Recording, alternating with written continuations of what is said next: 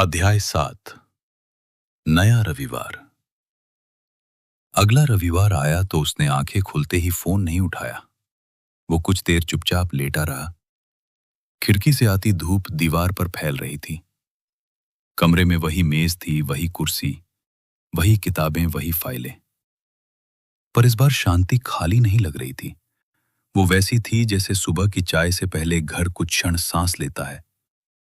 वो उठा, पानी पिया और धीरे धीरे चाय बनाई। इस बार उसने जल्दी नहीं की।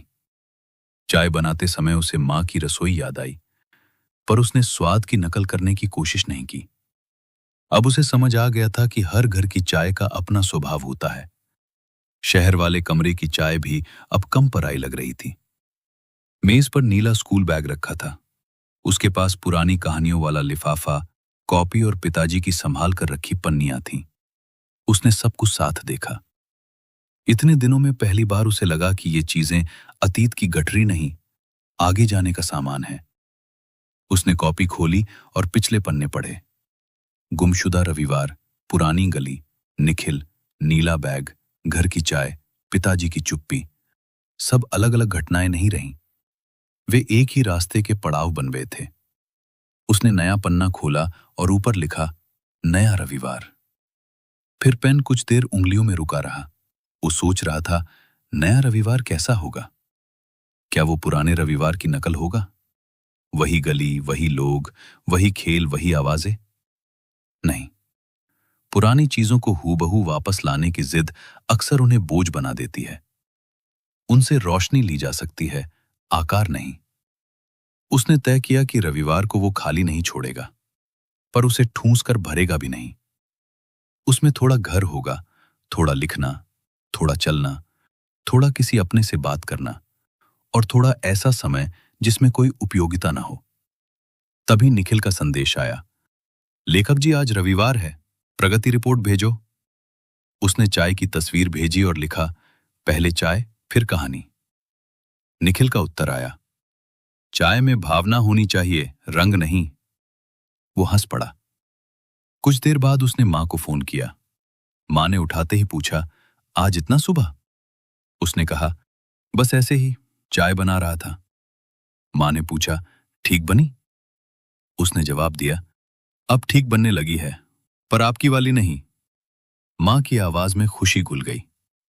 पीछे से पिताजी ने पूछा, लिख रहा है? उसने ऊंची आवाज में कहा, हां, आज नया अध्याय।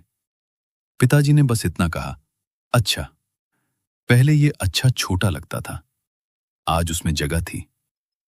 फोन रखने के बाद वो नीचे उतर आया। गली में कुछ बच्चे खेल रहे थे। वही छोटी सी जगह, वही उत्साह, वही नियमों पर बहस।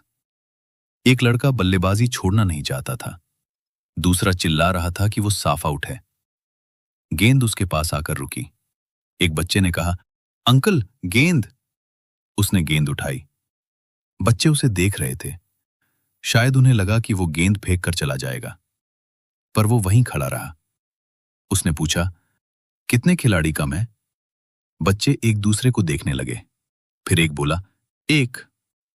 उसने मुस्कुराकर पूछा, तो मैं खेलूं? कुछ क्षण के लिए सब शांत हो गए। फिर सबसे छोटे बच्चे ने पूछा, आपको खेलना आता है? उसने कहा, थोड़ा बहुत। पहले मैं बहुत न्यायप्रिय खिलाड़ी था। बच्चे ने पूछा, मतलब? उसने जवाब दिया, मतलब फैसला अच्छा देता था। बच्चों ने उसे खेल में शामिल कर लिया। बल्ला हल्का था, गेंद मुलायम थी और जगह छोटी। पहली गेंद पर वो चूक गया। बच्चे हंसे नहीं, बस बोले, प्रैक्टिस बॉल थी। वो भी हंस पड़ा। इतने सालों बाद उसे लगा कि कुछ नियम सचमुच अमर होते हैं। दूसरी गेंद पर उसने हल्का सा शॉट मारा। गेंद ज्यादा दूर नहीं गई, पर बच्चे दौड़ पड़े जैसे कोई बड़ी जीत हो गई हो। कुछ देर वो उनके साथ खेलता रहा। न वो बच्चा था, न वे उसके पुराने दोस्त। फिर भी उस छोटे खेल में रविवार की वही पुरानी धूप थी। कमरे में लौटकर उसने हाथ धोए, चाय फिर गर्म की और कॉपी खोली। अब पन्ना खाली होकर डराता नहीं था। उसने लिखना शुरू किया। रविवार खोया नहीं था। वो उन जगहों पर छुपा था जहां मैंने जाना बंद कर दिया था। पुराने दोस्तों की आवाज में, घर की चाय में, पिताजी के छोटे उत्तरों में, बच्चों की पहली गेंद में और उस पन्ने में जिसे मैं वर्षों से खाली छोड़ता आया था। वो रुका। पंक्ति थोड़ी लंबी थी पर सच्ची थी। उसने उसे रहने दिया। शाम तक उसने पहला अध्याय पूरा कर लिया। फिर उसकी तस्वीर निखिल को भेजी। निखिल का उत्तर आया, अब ठीक है, हीरो का नाम थोड़ा कम फिल्मी रखना। उसने जवाब दिया, अब हीरो बड़ा हो गया है, नाम से ज्यादा कहानी देख। रात को उसने मेज साफ की, नीला बैग वहीं रखा रहने दिया। अब वो स्मृति नहीं, साथी था। उसने अगले रविवार के लिए एक छोटा कागज चिपकाया। लिखना, घर बात करना, थोड़ा खेलना, जल्दी मत करना। बत्ती बुझाते हुए उसे लगा, कहानी समाप्त नहीं हुई है, पर अब भटक भी नहीं रही। उसे दिशा मिल गई है। रविवार पुराने रूप में वापस नहीं आया था, पर उसने एक नया दरवाजा खोल दिया था, और इस बार उसने तय किया, वो दरवाजा खुला रहेगा।